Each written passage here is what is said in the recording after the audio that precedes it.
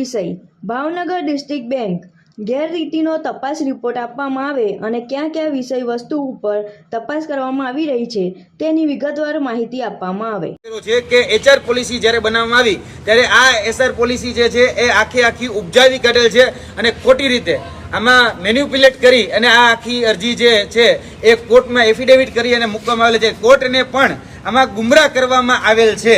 એટલે આ યાદી સાથે સાથે અમે ભૂતકાળમાં જેટલા પણ કહી શકાય કે વાંધા ઉઠાવ્યા હતા કે જે ભરતી થઈ એ ભરતીમાં નો તો સિલેબસ જાહેર કરવામાં આવ્યો અને વયમર્યાદા હતી એ વયમર્યાદામાં છૂટછાટ પણ આપવામાં આવી હતી અને જે એજ્યુકેશન ક્વોલિફિકેશન જે ક્રાઇટેરિયા હોય બીકોમના કે બીએના એ 50-55% હતા તો એ પણ ક્યાંક ને ક્યાંક વધારી દેવામાં આવ્યા હતા અને વયમર્યાદા હતી એમાં પણ જે છૂટછાટ આપવામાં આવી હતી એને કારણે આજે પોતાના હગાવાલા જે છે એ લાગી શકે.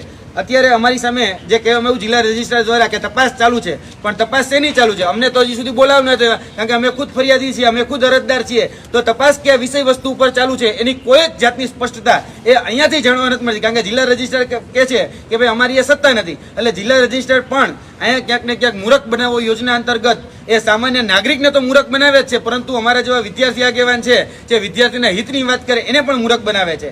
જે 80 નામોની યાદી અમે માગી રહ્યા હતા ત્યારે ભૂતકાળમાં આ જ જિલ્લા રજિસ્ટ્રારના પ્રતિનિધિ તો અમને એવું કહેતા હતા કે આ યાદી ગોપનીય છે. અરે ભાઈ શું ગોપનીય? કઈ રીતે ગોપનીય?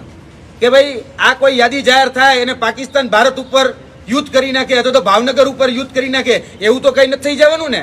આ 80ની યાદી એ તો જાહેર હિતની વાત છે ને, સામાન્ય જનતાને આનાથી માહિતી મળી રહે એ બાબતની વાત છે. તો શા માટે ભાઈ હજી સુધી રજૂ કરવામાં આવી? પણ અનઓફિશિયલ રીતે આ જે યાદી છે એ અમે મેળવી છે, કારણ કે નથી અમને ડિસ્ટ્રિક્ટ બેંક આપતી અને નથી અમને જિલ્લા રજિસ્ટ્રાર આપતા, નથી અમને સ્ટેટ રજિસ્ટ્રાર આપતા. આ યાદી અનઓફિશિયલ રીતે અમારા સૂત્રોના માધ્યમથી આ યાદી મેળવી છે. જે એવું કહેતા હતા ભાઈ ગોપનીય છે, પરંતુ ગોપનીયતાના ગતકડાના નામે પોતાના ભ્રષ્ટાચાર, પોતાના કૌભાંડો છુપાવવામાં આવી રહ્યા છે, આવો મારો સ્પષ્ટ આક્ષેપ છે. અને આજના દિવસે જે અમે અહીંયા રજૂઆત જે કરી છે ત્યારે આની પહેલા આપણા ભાવનગર ડિસ્ટ્રિક્ટ કોઓપરેટિવ બેંકના રસિકભાઈ ભીંગડિયા એક મીડિયા માધ્યમથી એવું કહેતા હતા કે જે પણ આરોપો લગાડવામાં આવી રહ્યા છે એ તમામ આરોપો પાયા વિહોણા છે.